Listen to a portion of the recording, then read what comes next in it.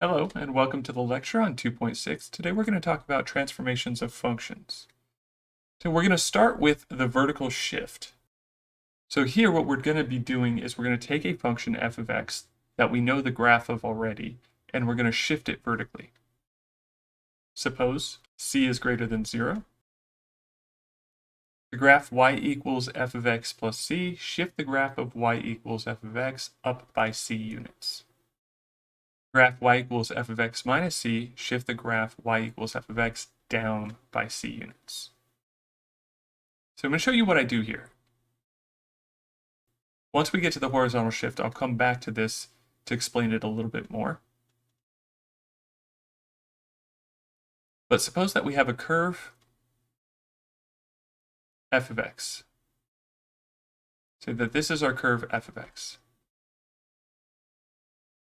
To find the graph f of x plus c, we take this curve and we shift it c units up. So it'll look like this. Now keep in mind, c is positive, so when we add c, we're actually adding a positive number. Now in a similar situation, if we have our function f of x here, and we know the graph of f of x, then the graph of f of x minus c will look like this, where this distance is c, and this distance is c. So we take our graph f of x, and we move every single point, every individual point on the curve, up c units, and it'll map out this curve. Now I want to make a note here for not only future classes, but for later on in the semester when we talk about graph shifting again, but in the context of different functions. Y minus c equals f of x is true if and only if y equals f of x plus c. I'll reference this during this section, but it becomes more important later on. Y plus c equals f of x is true if and only if y equals f of x minus c. So if we were to shift down c units, then we can see something that looks like this as well. Y plus c is the same thing as shifting down c units. Y minus c is the same thing as shifting up c units. Okay, let's go ahead and do an example. Determine which graph is y equals f of x and which is y equals f of x minus c.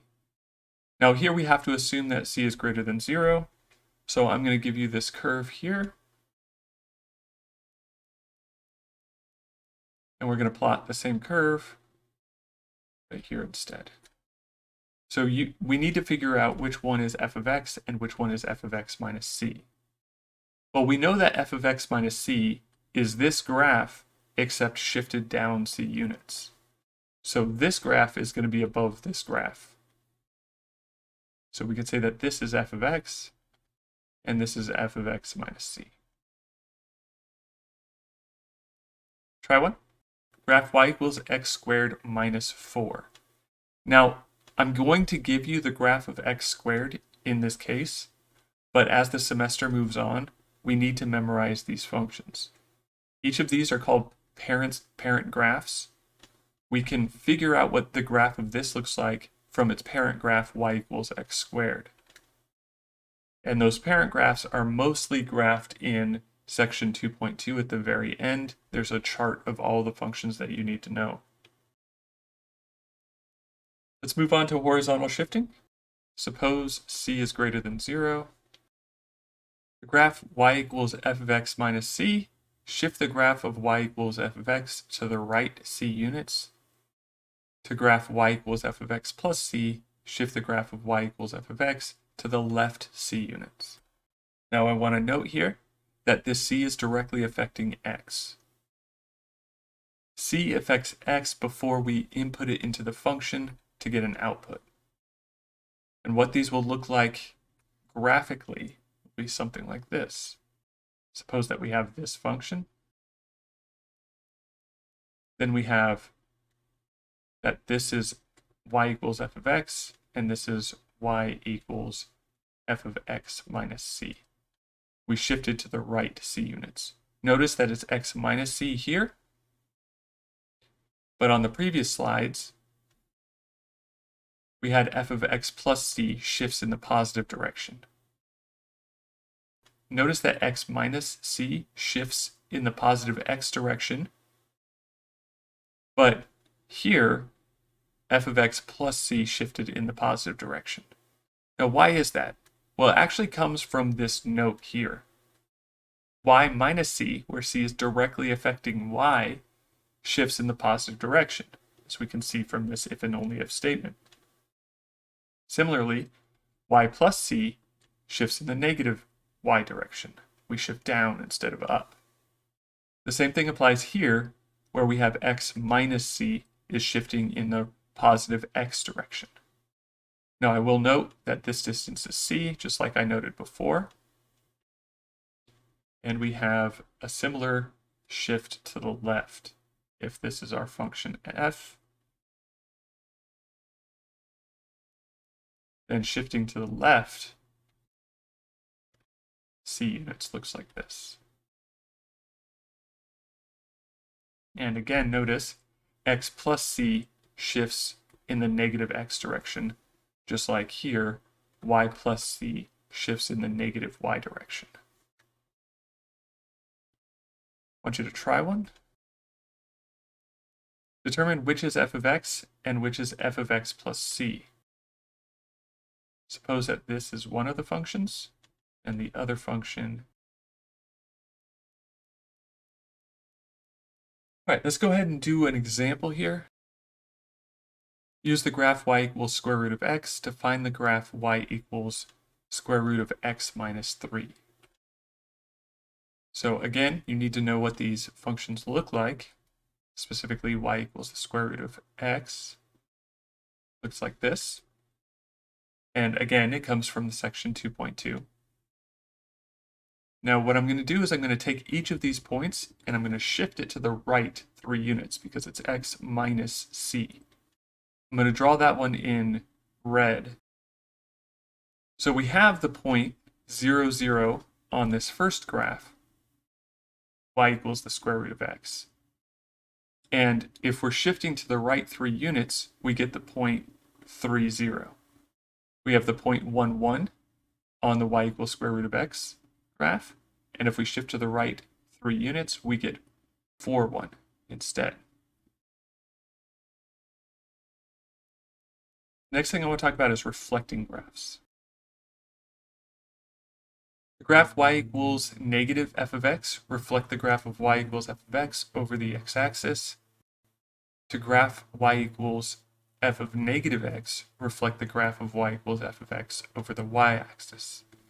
Now here, what I want to show you is that if we had a positive y value for our original graph f of x, then we get the negative of the same y value.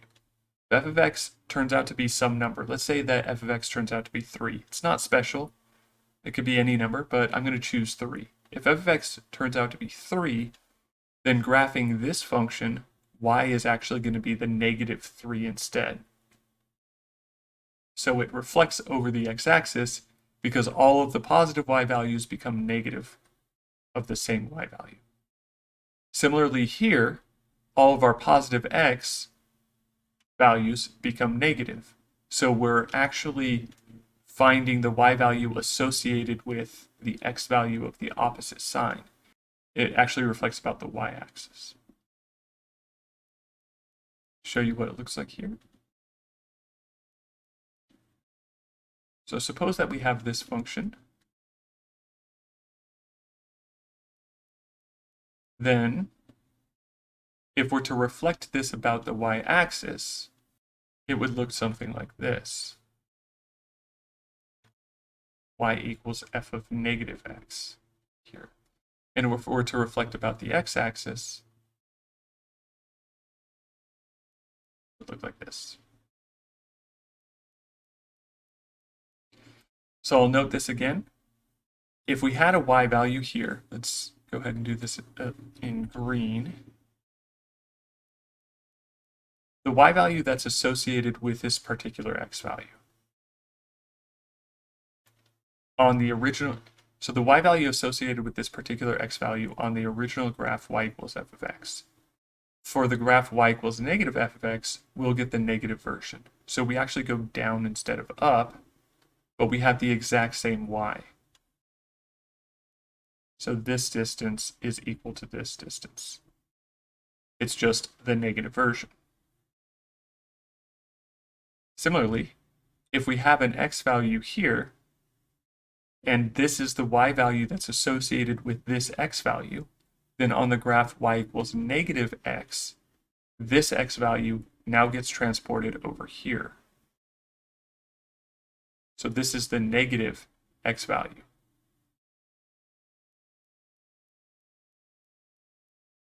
So if we plug in the negative x value, then we get the same y value as f of x, because if we plug in a negative x, we get a negative x, which gives us the same input as just a positive x, which would be this y value here. Okay, let's go ahead and do an example. Use the graph y equals x squared to find y equals negative x squared. So here we've actually, we go ahead and graph y equals x squared first. So our function f of x is x squared here. Now here we have the same thing, but it's negative f of x now. So we have a negative, so we're negating the y values, which means it's going to reflect about the x-axis. So this graph will be y equals negative x squared. All right, let's go ahead and do an example with specific cases where we do shifting and reflecting all together. Example, use the graph of y equals square root of x to graph y equals the square root of 1 minus x plus 2. Generally, how we want to resolve this is in the same order as the order of operations. So let's start with our parent graph first. So our parent graph is y equals square root of x, and we have this. Now, order of operations would be multiplication and then addition. And multiplication would be the same level as the negative. We have a negative x here. If we think about it as negative 1 times x, then we would get the multiplication level. So we do reflection before we do the addition 2 and the plus 1 here. Now this plus 1's a bit tricky. I'll explain this one in a bit, because it's not actually a plus 1. So our graph becomes, if we negate the x, then we get this graph instead. Y equals square root of negative x. So now that we've done this, we need to input our shifting. So how I think about doing this is I start with my parent graph, and then I build up to this graph, starting with my multiplications, and then I do my additions. So here, I have a negative x. So now I need to get a 1 and a 2 here. So we have y equals square root of x down to y equals square root of negative x. And now I'm going to add a 1 and add a 2. Now we have to be careful when we translate this into shifting, specifically because we have a negative x. So this would be 1 minus x plus 2. You can do all the addition at the same level, but you need to do your multiplication before you do your addition. And I keep using the term multiplication instead of reflection purposefully because we're going to do graph stretching and compressing on the next topic. So here, now with this particular graph, when we shift, what you need to do first is factor out a negative 1. So that we have it as x minus 1 instead of 1 minus x. Now this is important because now we see that we're subtracting 1, not adding 1. So we're shifting to the right, not to the left. We're still adding 2 on the outside. This adding 2 is directly affecting the y value, so this will be a shift vertically. And this minus 1 will shift horizontally. Now we have a subtracting 1, so we're shifting to the right 1 unit. This negative reflects it. We already did that. So now we just need to shift by moving to the right 1 and up 2. So we take this graph and we shift it to the right 1 and up 2. So I have a point 0, 0. So I'm going to shift it to the right 1 unit and up 2, and I get the point 1, 2. That will be the same point as this point here. These 2 points are the same. We have a negative 1, 1 on this graph. It would have been a positive 1, 1 here. This point negative 1, 1 will move to the right 1 unit, so the x value will be 0, and then up 2. So we're going to be at 0, 3. Like this. And we get this graph here.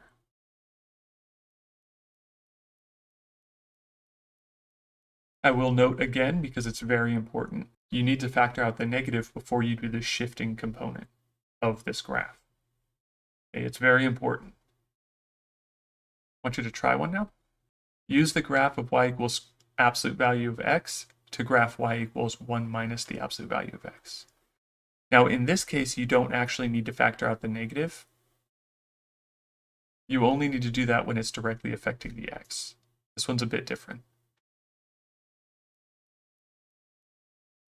Okay, the next topic is going to be vertical stretching and shrinking. Let's go ahead and let c be greater than 1. To graph y equals c times f of x, stretch the graph y equals f of x vertically by a factor of c. Graph y equals 1 over c times x, shrink the graph y equals f of x vertically by a factor of c. So this is what it'll look like. Again, notice that 1 over c and c are being multiplied by f of x on the outside of the function, meaning that they're directly affecting the y value. It means that we're going to affect the vertical distance, not the horizontal distance. So let's say that this is our function here, f of x. If we're to graph y equals c times f of x, then each of these distances, each of these vertical distances, are going to be stretched by a factor of c. So c times f of x will look like this. Notice that the y values are stretched out. On the x-axis, the y value is 0. And a factor of c times 0 is still 0. So the 0 points don't actually change at all. Just everything that actually has a non-zero y value will be stretched by a factor of c. Similarly, if we compress by a factor of c, or shrink, then if we have something that looks like this, then compressing by a factor of c will look like this, where all of the distances are shrunk by a factor of c. They're dividing by c. Now I'm going to make a similar note to the note that I made in the first topic. 1 over c times y equals f of x. It's the same thing as saying y equals c times f of x. Now I'm making this note for the same exact reasons that I made the previous note. When I get to the horizontal stretching and shrinking, I'll explain it a little bit more. We have that c times y is equal to f of x if and only if y equals 1 over c times f of x. Let's go ahead and do an example here. Use the graph y equals x squared to graph y equals 1/2 x squared. So let me go ahead and plot out y equals x squared again. So we have a point 1, 1, negative 1, 1, this. Now, if I'm to graph y equals 1/2 x squared, in the previous definition we had that c was greater than 1, then 1 over c would look something like this. Where our c is greater than 1, we have a 1 over 2. So what we're doing is we're cutting all of the y distances for this function in half. So instead of having a graph that looks like this, the graph that we want to graph is going to have half of these lengths. So if I plot about halfway along all of these lines, then I'll get the curve of 1/2 x squared. So it'll look something like this, where the y value of the blue curve is exactly half of the y value of the black curve. Try one. Use the graph y equals x squared to graph y equals 2x squared. Do it in a similar way, except instead of having each y distances, you have 2 times the y distance now. Now I do want to make a note here, up here on this example. If instead of 1/2 I had 1/3, you would want to make all the vertical distances of the blue curve 1/3 of the vertical distances of the black curve. So instead of plotting halfway up the red line, I would plot 1/3 of the way up the red line. If it was 2/3, then it would be the same idea. 2/3 of the way up the red line.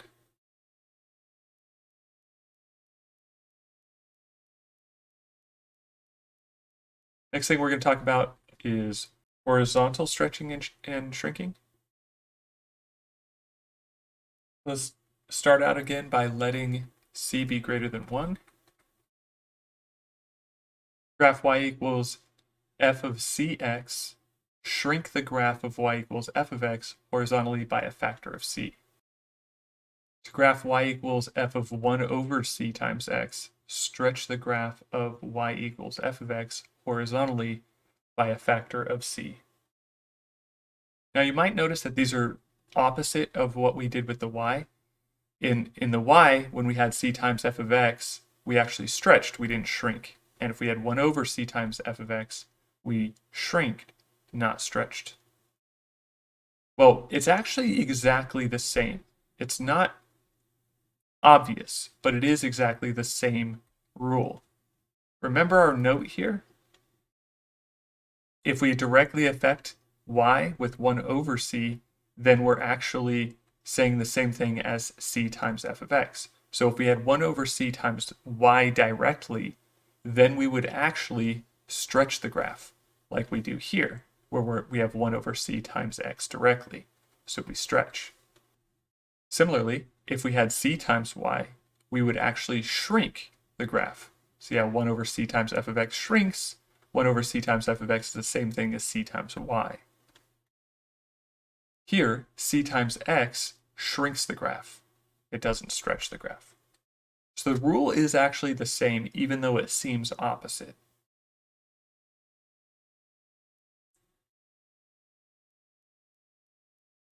Let's go ahead and show you what we're doing here. Suppose that we have the graph like this, and this is our f of x graph. Then the graph of f of c times x would shrink.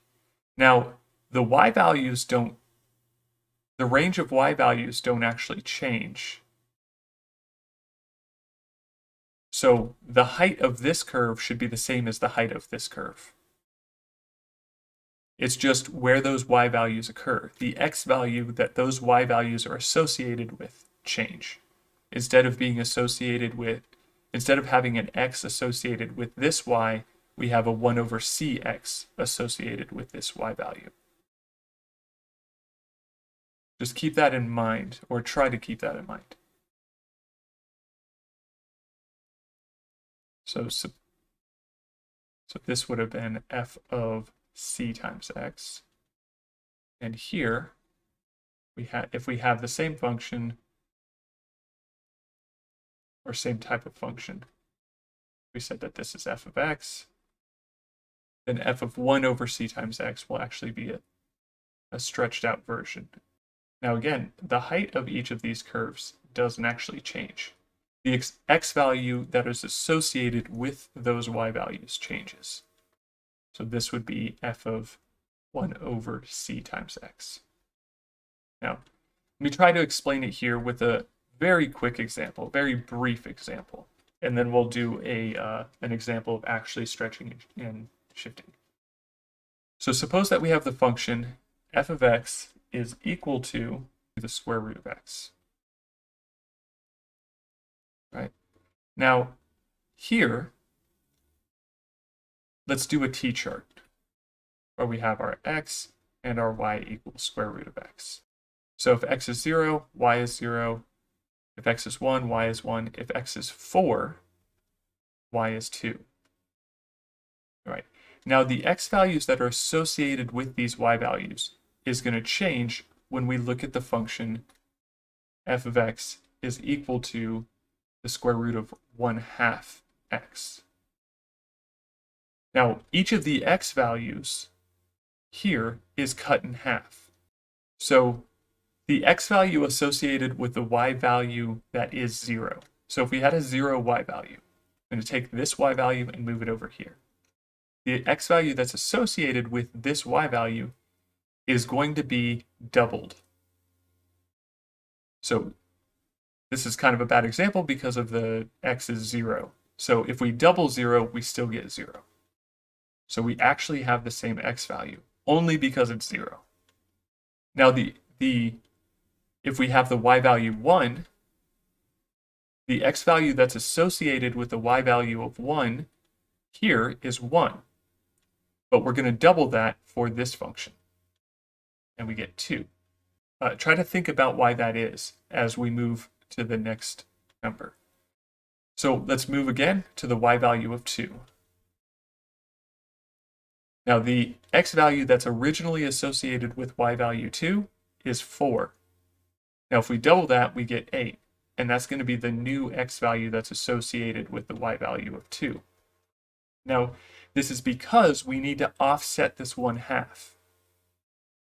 So if our y value is the square root of x, then these x values need to double to offset this. So if I take this and I say, well, I want to get back to the square root of x, then I need to double my x in order to get to this value. Remember, this is the original y value. So looking at the square root of 1/2 x, we need to input 2x so that this function will look like this function every time. So if our x was originally 1, then we need to double that in order to get the same exact y value. Our x value being originally 4, we need to double that to get to the same y value that we had before. Hopefully that makes a little bit more sense on stretching and shrinking horizontally. Let's do another example here. Use the graph of y equals x squared to graph y equals 1/2 x quantity squared. So remember, y equals x squared looks like this. Okay, now since we have 1/2x, we're actually going to stretch out this graph. We're going to stretch it by a factor of 2. So all of our horizontal distances are going to double. So if I take this distance and I double it by copying, then this point, this x value will be the new x value that's associated with this y value. Similarly, do the same thing on this side.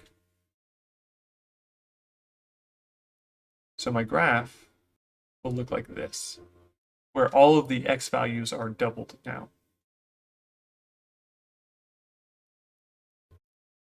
Let's do another example here. And what we're going to do is combine everything. Use the graph y equals x squared to graph y equals -2 times x minus 1 quantity squared plus 3. So we have a vertical stretching factor, we have a horizontal shift and a vertical shift, and we have a reflection. I'm going to graph a few different graphs here, and we're going to go step by step on how to do this problem. So let's start with our parent graph, y equals x squared. So we have our graph y equals x squared here. I'm going to start with the things that are products. Stretching and shrinking are products. Notice, hopefully you noticed that c times f of x, we're talking about a product here. So they're going to be at the multiplication level in the order of operations. Reflections are the same. They're at the multiplication level. It's a negative times something. So we can do both of these at the same time. I'm not going to do them at the same time. I'm going to do the reflection first. So if we just reflect this graph, then we get this. So this will be y equals negative x squared. So now what we're going to do is we're going to continue with this graph and now stretch it by a factor of 2 because we're multiplying by 2, which gives us a vertical shift of 2 units. So all of the y values are going to be doubled.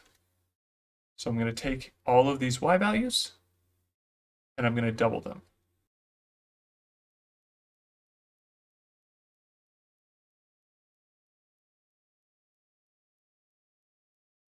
We're going to get something that looks like this. So these will be the points we need to intersect. And of course, we're intersecting the origin because doubling 0 just gives us 0.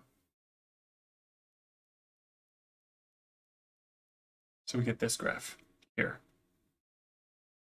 So this graph is y equals negative 2x squared. Now we just need to introduce the shift. We're shifting to the right 1 unit and up 3 units. I'll do that on a separate set of axes. So we take each of these points and we shift them to the right 1 unit and up 3 units. So to the right 1 unit and up 3 units, this would be the point that was originally the blue point 0, 0. Now this point here will need to shift to the right 1 and up 3. This point was at negative 1, negative 2. So the point negative 1, negative 2 will shift to the right, so it'll be 0, and then up 3 will be negative 1 here. And then similarly, this point was at 1, negative 2, so we shift it from 1 to 2, and we shift it up 3 units, so it'll become 2, 1, like this. So our final curve will look something like this. Since I have a whiteboard, I can actually check how well I did. So we would take this and we shift it to the right 1 unit and up 3 units. So we would have had our point at the 0, 0, shift it to the right 1 unit and up 3 units, 1, 2, 3, and we would get this curve. Now I'm pretty close. Obviously I'm not exact. My blue curve needs to be a little bit more narrow. I want you to try one now. Use the graph y equals square root of x to graph y equals negative square root of x minus 2. And the next topic we're going to talk about is even and odd functions. Let f be a function. F is even if f of negative x equals f of x for every x in D. F is odd if f of negative x equals negative f of x for every x in D. Now, what we're talking about here is the y value associated with negative x is the same as the y value associated with x for an even function. Now, for an odd function, it's a bit different. It's a little bit more challenging. The y value associated with negative x is the opposite sign of the y value associated with positive x. And I'll show you what they look like graphically. So let's start with the even function. Graphically, an even function will look like this. So say we have a function like this. This is only half of the function. I'm going to draw the other half by using this property. So say we know what half of the even function looks like, and it looks like this. We also know that it's an even function. So we know that the negative x value is the same y value as the positive x value. So we know that the negative of this x value will also be 0 because the negative x value and the positive x values have the same exact y value. So I know I'm crossing the x-axis here. Now, this y value is going to be the same as the y value associated with this x value here. And that's because the negative x, this is the negative x version of this x here. So what we end up with is something like this.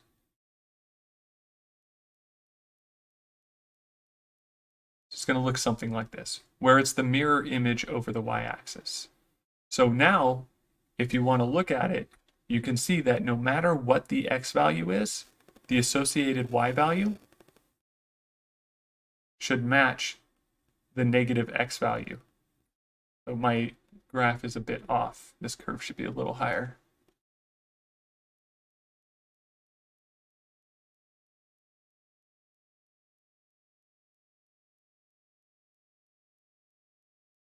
So it'll look more like this.